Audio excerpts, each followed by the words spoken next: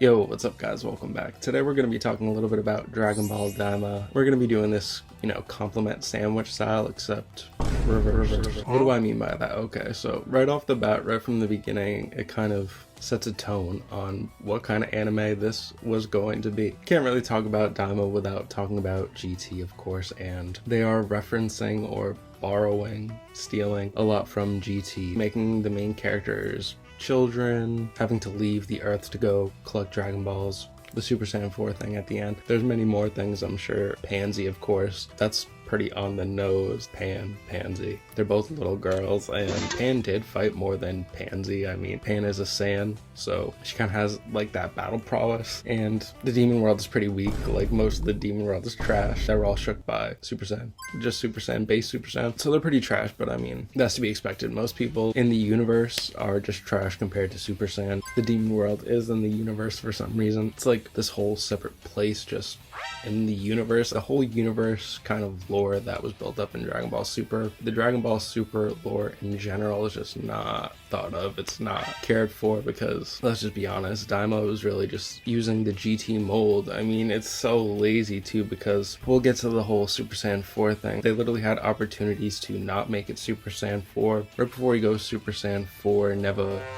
does something to him. He does some Namekian magic, right? Or at least that's what I thought. Who knows what he did to him? It was never explained, never talked about. It's like he waved his wand or some shit. Whatever he did, it could have actually been different and made sense, because the explanation they give for why he has Super Saiyan 4, he just trained harder, he trained more, so he got Super Saiyan 4, why not? I mean, it just makes sense, he just trained for it. They could have done something unique, like I said, with Neva, could have awakened his Saiyan instinct or something. He was raised on the Earth, so his Saiyan instinct is kind of dormant. He and Bardock are different characters, at least before, Dragon Ball Super. We're not going to spend too much time on Dragon Ball Super, of course. Besides the fact that they don't tie anything from the series into Dragon Ball Super, it's filler, if we're just being honest, because it's not in the manga. It's as simple as that. The storytelling is just GT. I mean, there's not much to say. They changed some things, obviously. Some things are obviously different, but if you look at the beginning and the end, it's literally GT. They get turned into kids. Goku gets Super Saiyan 4, so there's that.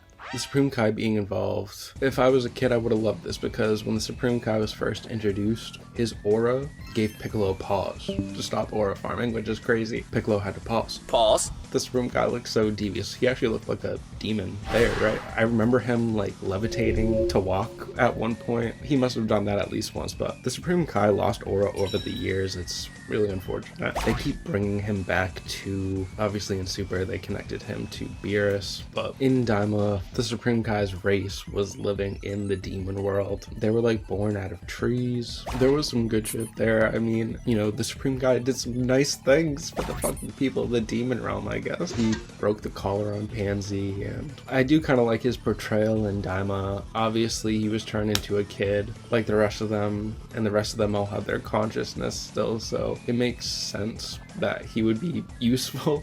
Fuck. The Dragon Ball Guardians. I was really hyped for them. Never built them. How was this old man so powerful? It doesn't make any sense. Piccolo couldn't do anything like this, fam. Some cool stuff there. I was hyped for them, but we could have done some Full Metal Alchemist type shit. There could have been some souls, and those Tamagami, maybe some Namekian souls. One thing I did like was the portrayal of the previous Demon King before King Goma. He was looking like Meliodas' dad. I've never referenced Seven Deadly Sins on this channel before, but Meliodas' dad had more aura than King Goma's dad. Might not have even been his dad, might have just been the previous Demon King. But I did like when King Goma buffed up. The point I was trying to make about Meliodas' dad and the previous Demon King, not even sure if I made it, but he was extremely large. Way larger than the Great Apes or really any other character we've really seen. He was extremely large. I thought that was cool. I usually don't like large characters, but being that gigantic was actually pretty impressive.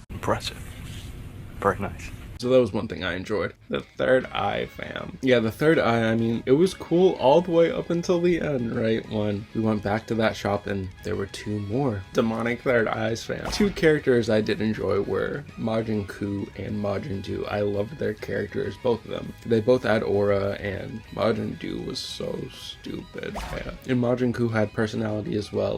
Those characters are really, really good characters, to be honest with you. And if there ever was a Daima 2, I wouldn't even be mad at that, right? Because it would force them to have to think a little bit. I mean, shit. Daima 2 honestly wouldn't even be bad to me. They kind of set it up Majin Kuu obviously being the Demon King at the end of the anime, and you know, he says, if anything pops off in the demon world, I'm gonna contact you first. Arinsu, her character was kind of vexing because she wanted to be the Demon King, but she didn't want to be the Demon King. She didn't want to box anybody, but she did want to box people. I mean, don't hate her character, she was a decent character. That book that had all the magic like items and shit, that was pretty good lore. I kind of like that. Love that. I love that. I love that. I love that so much. Neva kind of birthing those, they're called tamagamis, right? Using magic to create those is pretty interesting. It's not bad. It wasn't explained, like tying back in the full Metal Alchemist thing. He could have been some dark magic, you know what I mean? There could have been some dark magic involved, and it's the demon world. Like there kind of should be dark magic, something like that. The demon world is pretty cheerful. I mean, didn't seem like that bad of a place to be at, especially the third demon realm. Like the first demon realm, like you're getting oppressed, you're living in poverty. I wouldn't even say they're really in poverty. I mean, some of them are, but what do you expect? I mean, most places are like that. The second demon realm was like kind of an ass place to live. I mean, there was that one place with the Kraken, right? It was mildly interesting. Vegeta's character I did like a lot. It was pretty funny to see him as a kid. Obviously they still have their consciousness, their personality, so it's still juxtaposed obviously to like him being a child in this moment, but him going Super Saiyan 3, I really did like that design. Kind of already talked about how Super Saiyan 4 could have been done better. Goku really just trained. They should have incorporated Neva in some dark magic, pulling out Goku's instinct, his Saiyan instinct. Maybe they didn't want to do that because it's too similar to Ultra Instinct, but they already copied all of GT, so why not? It's not canon anyway. That being said, I did actually like that moment when Vegeta and Goku were both turned back into adults. Vegeta's like, oh, Kakarot,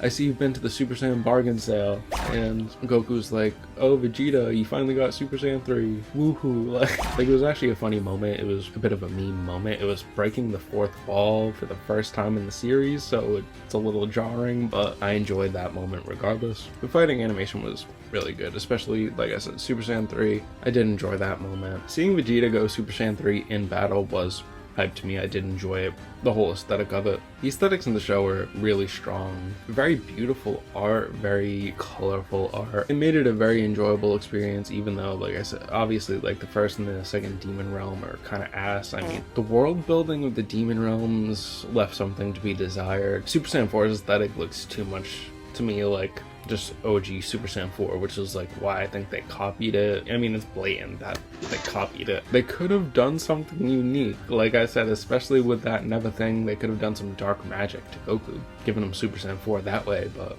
no, we just trained harder. It's cap. It's bad cap. Stop the cap. Vegeta trains hard too. Like, he just gets Super Saiyan 3, right? We're still just like memeing Vegeta. So yeah, they could have done something actually interesting with Super Saiyan 4 instead of copying GT's design. I mean, I want to say they could have like made the hair even longer or something. They could have done something crazy, right? They could have made his hair like obnoxiously long to where it's like wrapping around his body or something. Just something unique, right? Yes, imagine Super Saiyan 3, but his hair is so long it's literally swirling like miles around his body or something, like something nuts. Like that would be insane. He just has like, he has this like perimeter of his hair or something. If you were to go on Google Images like 20 plus years ago and, you know, type in like Super Saiyan 4, Super Saiyan 5, stuff like that, there was different like concept art already back then, especially when Super Saiyan 4 came out. Super Saiyan 5 was like Super Saiyan 4's aesthetic, but just with white hair that was larger. There was fan art of like Super Saiyan 4 where it's just Super Saiyan 3's hair but even longer. I really want to see Goku Super Saiyan 3 with just like miles of hair wrapping around him. I think that'd be pretty cool. Let me know what you think about that. For all the hate, for all the things I just said that were wrong with it, I still enjoyed it. It's still redeemable. It is still very redeemable. I don't think they're going in that direction though. Majin Kuu and Majin Duu, they were actually pretty good characters. I didn't like the Cybermen inclusion. I thought that was like unnecessary. It could have literally been anything else. Is Majin Buu part Cybermen? I don't think so. Majin Kuu had hella aura for like one episode, but Super Saiyan 4's fight was mid. The King Goma fight itself was decent, but became a gimmick fight at the end of the day. You hit him 3 times in the back of the head and he loses his magical eye. Let me know what you thought about Diamond. This has been a little bit long-winded. Pretty sure I got everything off my chest. There's even like videos of the GT and the Daima Super Saiyan 4 fight scenes like paired together in the same video, so you can see just like how similar they actually are. They even fucking copied the paneling for the episodes, man. But they're corny for that. They're super corny for that. Now that I'm thinking about it, there's not even anybody in the demon realm that would really stir things up, right? Because Arinsu is now like a chief, whatever Majin Buu was calling her. Was calling all his, like, Majin Buu was such a go fan. How he was giving all the main characters special positions in his new tyranny. But not a tyranny, he's actually a good guy. He was actually funny. Please like, comment, and subscribe if you enjoyed. Let me know what you thought about Daima. Should there be a Daima too? Let me know what you think. And have a great day. Thanks again.